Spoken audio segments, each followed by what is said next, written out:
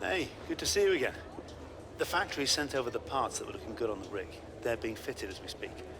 Have a look at the report.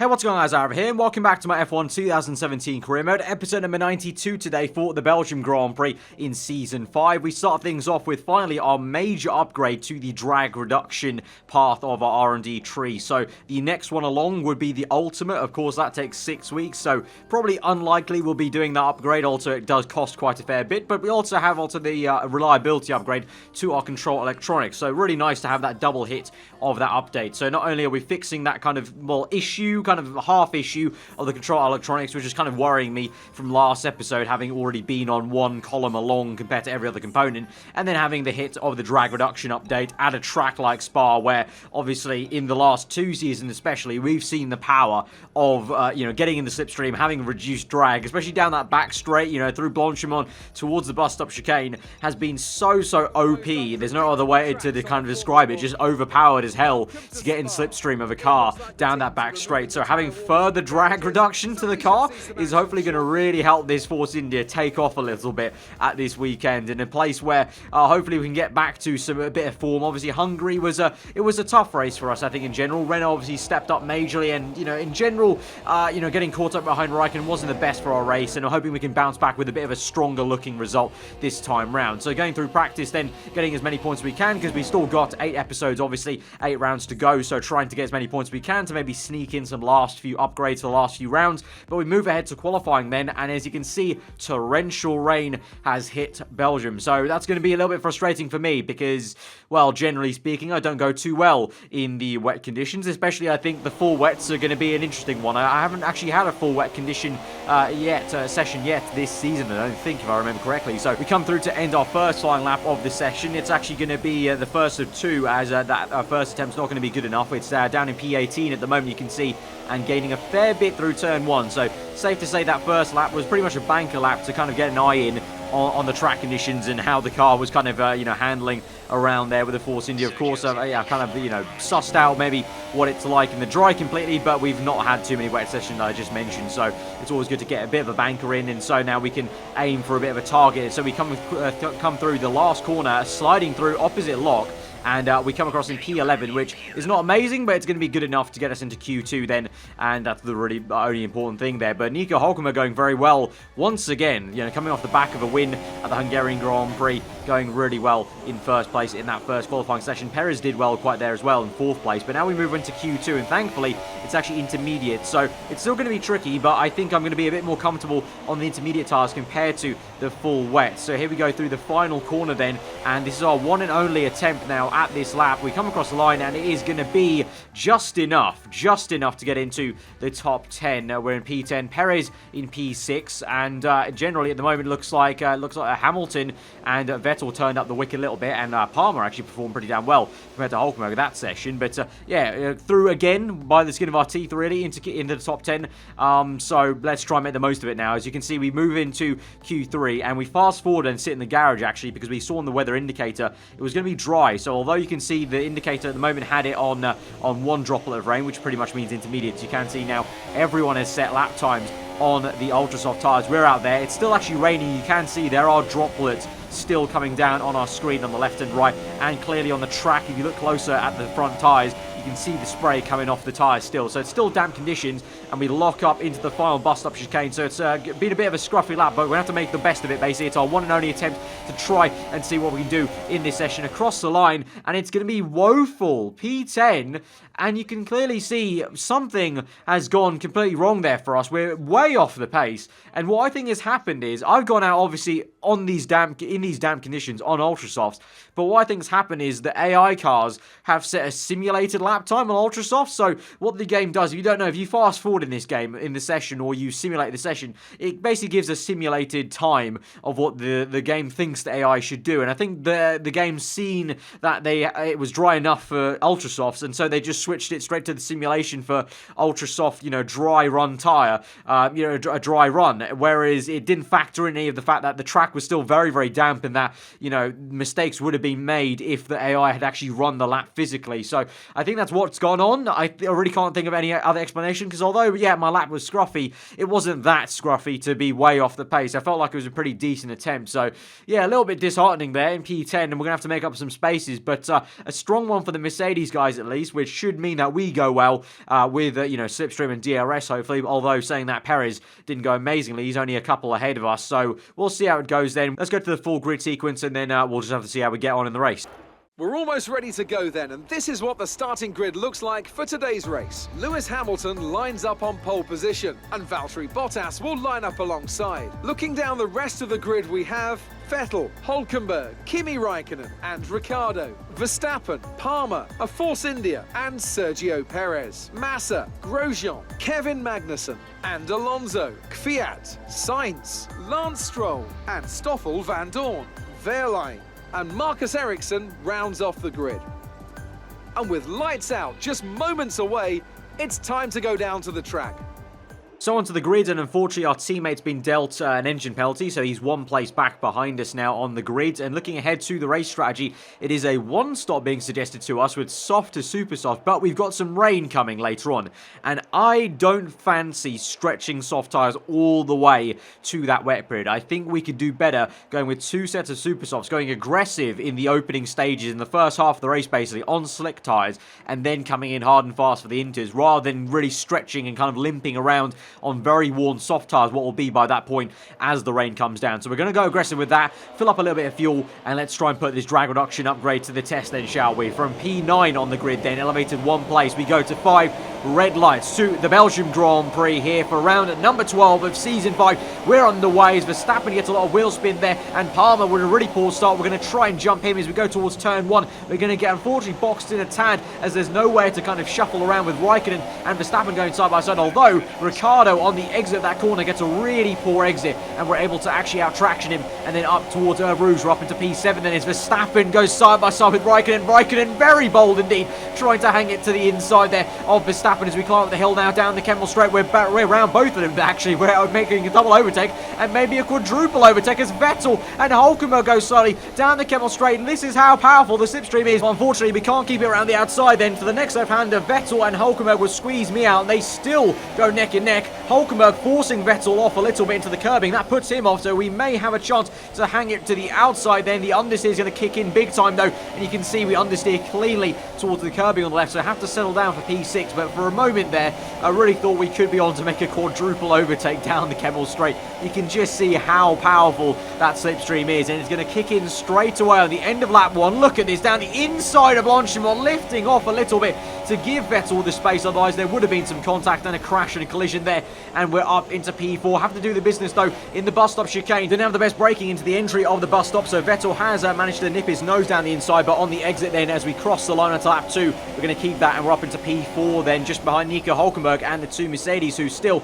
lead away. They're 1-2 from qualifying here. So apart from that one Renault, all kind of Mercedes up front, apart from obviously Nico has been outperforming that Renault quite a lot, and obviously last time's race winner doing the job at the moment to get ahead of the Red Bulls and Ferrari. Speaking about those two different teams, the Red Bull of Max Verstappen looking very punchy indeed to maybe try and close up on Sebastian Vettel. Meanwhile, Palmer has overtaken Raikkonen behind, and Raikkonen falling back a little bit, so that's great news for us. But Vettel and Verstappen will go side by side then into the heart of Sector 2. Verstappen on the outside, Vettel on the inside. This is where Hülkenberg squeezed Vettel off onto the curbing, but unlike Hülkenberg did, Vettel has no luck with that. Verstappen taking no for an answer and manages to do it the long way round on the left-hander. And this is another replay of that exact same moment, but behind instead was Ricciardo going 3 wide with Sergio Perez and the Williams car of what looks like Felipe Massa, and Perez is the one that's going to go the long way round, and looks like, I can't believe he's actually done that. Yeah, Perez has made a double overtake then to the outside. That is absolutely bonkers. Awesome stuff there for Perez.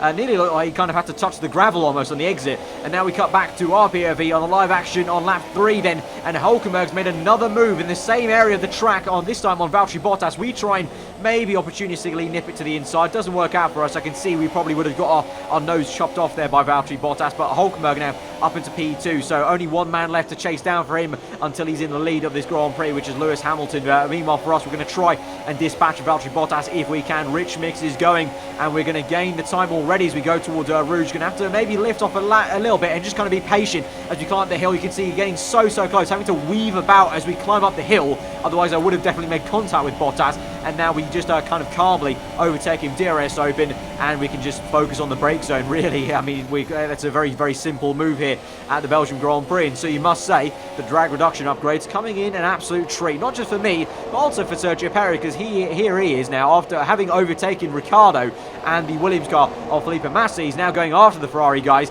down the inside of, I think that's Kimi Raikkonen. No, it's Sebastian Vettel, actually. So Raikkonen and Vettel have swapped positions then. So Raikkonen has managed to get ahead of Sebastian. So good for him to kind of start recovering his race after a bit of a slow one being overtaken by Palmer. And so now it's Perez and Vettel that will do battle into turn one. Oh, a little bit of contacts made there with Vettel pinching Perez a little bit too early into the apex there. Perez doesn't have any of it, but in the same place where Perez made contact with Ocon in real life, Perez does make a clean move, and he's up the order and ahead and in a bit of a Ferrari sandwich now. Meanwhile, we cut back to the lead of this Grand Prix. Now this is it for the lead. Hulkenberg is around the outside of the next corner in the exact same place. So 3 moves Hulkenberg's made in that area of the track, and now he's up into first. And once again, taking no for an answer. Very aggressive with Hamilton there. Shoved him off towards the right-hand side, and Hamilton had to catch his car. And so now as we move on to the end of that same lap 5, into the heart of sector 3, and the same place where obviously I mentioned we would have that OP slipstream come into play. Let's just see how OP it is, because we're quite a long way back here from Hamilton, you've got to say. But we've got Rich Mix, and here we go. We're gaining and gaining in the slipstream now. And where are we going to go? To the outside this time? Yes, to the outside of Blanchimont. And we're up into second place then, just as we get towards the end of lap 5, ahead of Hamilton. Very easy move there for us to make in a straight line. And would you look at that, the 2 guys leading the way, 1, 2 are the guys on super soft tyres. So I'm feeling good about this aggressive strategy. Let's try and close up to Hulkenberg if we can now. And basically the plan is for both of us, I'm guessing the Renault guys also would be wanting to do this with Hulkenberg, is trying to get as far away from all the soft tyre run-ins as they can. So we move on to lap 8 then, and I'm going to make a pit stop now on this lap 4, that first pit stop of the afternoon for the second set of super soft tyres, and it's going to be the same thing for Nico Hulkenberg, I think, on the next lap. I think he's stayed out for 1 more lap gone. We're going to come in a little bit earlier, trying to get 1 lap of undercut and see if that works out. Probably won't, because it's such a long lap, but we'll see how it goes. No harm going a little bit early, and I think obviously if the rain maybe comes a little bit earlier, then it'd be good that we've been on the second set of super soft tyres, 1 lap earlier. So a lot of earlies going on there, but we move on to out of the pit lane then. We're in P9, so we're ahead of Massa just about, and we've got Sebastian Vettel who's up next. And actually, as we move on now to lap 10, Hulkenberg has made his pit stop. He's come out on soft tyres, so interesting move from Hulkenberg to not use a second set of super softs. So it kind of defeats the purpose of having been on super softs, in my opinion, at the start of this Grand Prix. But you can see the rain is already coming down, so that's really not actually great for me and Nico. And by the time we come to the end of lap 10, it's already far too wet. You can see I went completely off circuit and locked up into the bus stop, and it's actually time to come in already for the inters. So actually, a bit of a disaster, a bit of a bad decision from myself, and the Renault team for Hulkenberg. I couldn't have predicted that the rain would have come so early as lap 10. I would have thought maybe around lap 12, lap 13 at least, but no, we only get 2 laps, and really only a lap in reality of pure slick running on that second set of super soft tyres. So, a mistake there from myself and Hulkenberg. We have to make up for it now on the intermediate. So we come out ahead of what looks like to be Daniel Ricciardo and then Felipe Massa, and I'm pretty sure we'll be around, P9. So Nico's still in P8, I'm still in P9, pretty much where we came out after we made the first pit stop. So pretty much both of us have been set back 8 positions then from where we were. So now we move on to lap 11, going through sector 3 and trying to get used to these conditions and not doing a great job at it. You can see going opposite lock and then getting even more out of shape there and having to catch the car as we move on into the final sector down the back straight. Ricciardo is closing in quite rapidly here. So at the moment, the Force India not doing too well. Obviously, I've not really set up the car too much for the wet conditions. You know, I knew the rain maybe would have been coming in the race, and obviously there was rain in qualifying, but I've still gone for pretty, you know, low-ish sort of average wings, I would say. And oh, what on earth has happened there? Let's stop for a moment. On the right-hand side, I think that was Hamilton and the Ferrari car looked like. I can't tell which one it was, but there was a Ferrari into the pit lane, into the wall. No idea what's happened, but two cars now having calamities and yellow flags out in that section. So let's look at a replay here. So it's Sebastian Vettel then that is probably involved in this instance, and we're looking at him, and he's on a set of soft tyres in the conditions where everyone else is on inters. So clearly Vettel and Ferrari making a gamble, and it's the wrong gamble. So Vettel going very slowly indeed, sliding across the apex there, right in front of Verstappen, and also the Renault car, I think that is, yeah, a Renault of Palmer. So Palmer and Verstappen go past. Then you've got the Mercedes car of Hamilton, I'm guessing, and then comes Raikkonen. So you've got both Ferrari cars, and looks like Raikkonen has overtaken Vettel. So Vettel's effectively blocked Hamilton and allowed Raikkonen to pass Hamilton on track. So a little bit of sportsmanship in terms of team play, but then Vettel's still sliding around through Blanchimont, and then into the bus stop, going very, very slow indeed. Hamilton on inters. He goes to the inside. I can tell what's about to happen. Yeah, Vettel wants to come into the pit lane.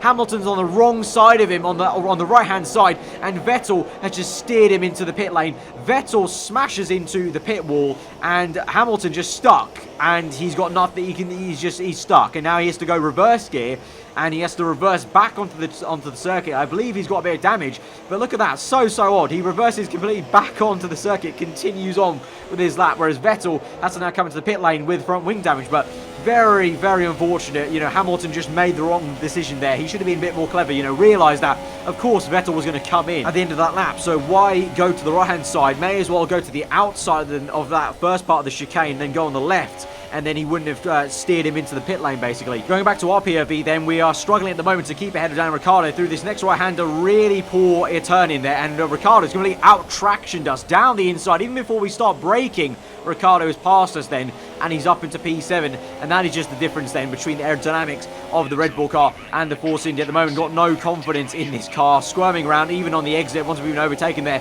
and even looking behind us to maybe be a bit scared of Felipe Massa coming up our behind. Meanwhile, as we move further ahead, this is the other man, Hulkenberg, who got caught out with that super soft run. He's having a bit better luck though, coming back through the field. He's around the outside then of Sergio Perez, and the exact same corner for the fourth time now in this race. Hulkenberg makes a move around the outside there. He's really loving that section of the track, and he's past our teammate and can maybe go chase after the Ferrari cars. But we move on now to lap 16 out of 22, and you can see we've got some cars in the pit lane, and I've come in now. I've decided to come in, and I initially thought that this was going to be due to people coming in on the dry tyres, because I felt like the track was drying already. We knew from the weather indicator that there was going to be a period of overcast where the track should dry out, so I thought I'd make a gamble there, come in for the slick tyres, and I thought that maybe the likes of Ricciardo ahead of me and people like that who were in the pit lane as well at the same time, you can see Magnussen in here as well, I thought they were all going to come in for slicks as well, but no, they're going on for a second set of intermediates, which I really can't fathom why.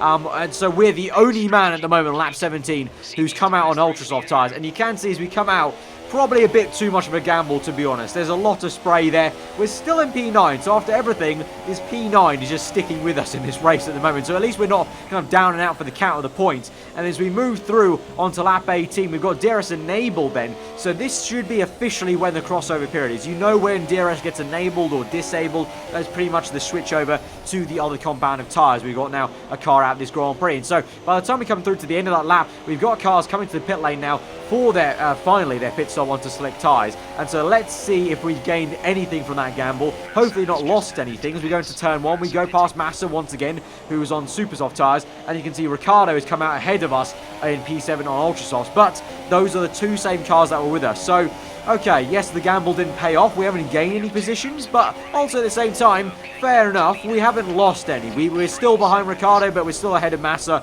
So in the grand scheme of things, it hasn't hurt us too much. But as we come through into turn 1 now, on the second last lap of the Grand Prix, on lap 21, Hulkenberg comes out behind Ricciardo now, so he's gone one lap longer on intermediate. So this is where maybe if we had just stuck out one more lap on inters, we probably would have been already past Hulkenberg. But that's not going to matter, because here we come now with DRS. He's going to be a little bit slow coming out the pit lane then, and so here we go, DRS, slipstream on the right hand side. We're up into rich mix momentarily though, because we're crucial on fuel. We're in the red at the moment, so we go down to standard and then lean mixture as we make that overtake pass, as Fernando Alonso is out of this Grand Prix. We are past our former teammate Nico Hulkenberg Hulkenberg up into P7 then. As we go through Sector 3, still a lean mixture, trying to save as much fuel as we can. There is Alonso parked up then, and trying to save as much fuel as we can because we need it, and we need all the fuel we can muster basically in this sector, down this back straight, and also as we head into the next lap, the final lap of the Grand Prix in the first sector. At the moment in standard mixture, trying to see if I can stay ahead of Hulkenberg in standard, and that will allow us to keep into rich mix probably on the main straight and then up towards Rouge. Meanwhile, Hamilton sets the fast lap of the Grand Prix, so going well, then followed by Kimi Raikkonen. So our rival Raikkonen going well. Unfortunately, he's going to outscore us this afternoon for sure. But we can't think about that too much. We need to focus on just doing the task at hand, the finishing in the highest possible position of P7 ahead of Hulkenberg. Although he's going to try and spoil that party. He's got DRS open down that main straight on the pit straight and round the outside off circuit over the sleeping policeman. Hulkenberg able to find some traction and grip there, even though there would have been maybe some water kind of caught on the curbing still. And Hulkenberg is past, but crucially we are going to be right up his gearbox, climbing up the hill through Rouge, down the Kemmel straight now, pulled to the left, and just like we were on lap 1, making a move on the left hand side there. DRS open for us this time in rich mix now, using the fuel obviously that we just saved on the previous lap, and we set the purple first sector actually of our own Grand Prix then in doing so, and that is just the tactics coming to play. You know, save the fuel when we need to, calm down, you know, kept it calm even when Hulkenberg did overtake us on the tracks and you know, on the exit of turn 1.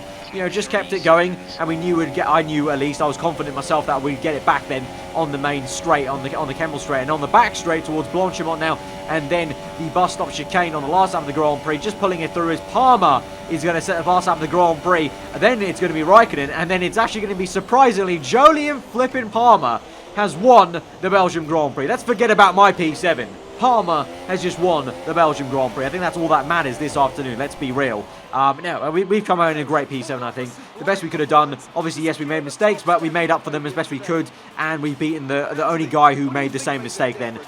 So I guess that's the best we could have hoped for. But Palmer winning the Grand Prix, genuinely, that is a very you know, big bit of news here, the Belgian Grand Prix. That is crazy for Jolyon Palmer to win around Spa ahead of what looks like to be one of the Red Bull cars. And then, unfortunately, I think Raikkonen has managed to get third or second place, so that's a little bit annoying for me. As we move on to the podium, then there you go. It is actually Raikkonen in second and Verstappen in third. So that's annoying because obviously Raikkonen's going to get 15 points in P7.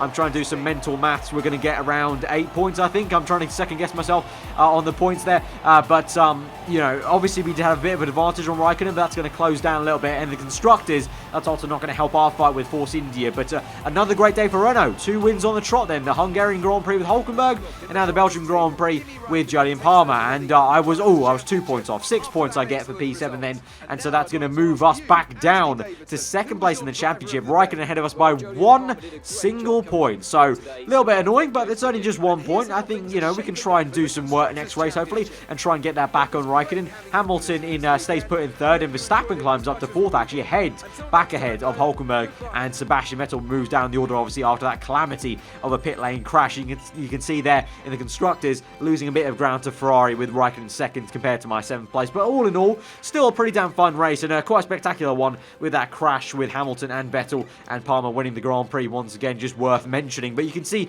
on the upgrade path then, obviously we've already got the chassis weight reduction still being worked on, so we've got enough points to maybe do a minor upgrade somewhere else, but I just didn't feel like it. I felt like maybe just saving the points maybe for another upgrade, so we're not going to spend anything on the R&D. We're going to just wait until that chassis weight reduction comes in. Obviously we earn some more points in the next episode for the practice program, so we're going to wait till then. So guys, that has been the end of the episode. Smash that like button, let me know what you thought in the comments below. If you're new around here, then you can subscribe for weekly 4-on content. I've been Aarava. I hope you enjoy the rest of your day, and I'll see you guys next time. Goodbye.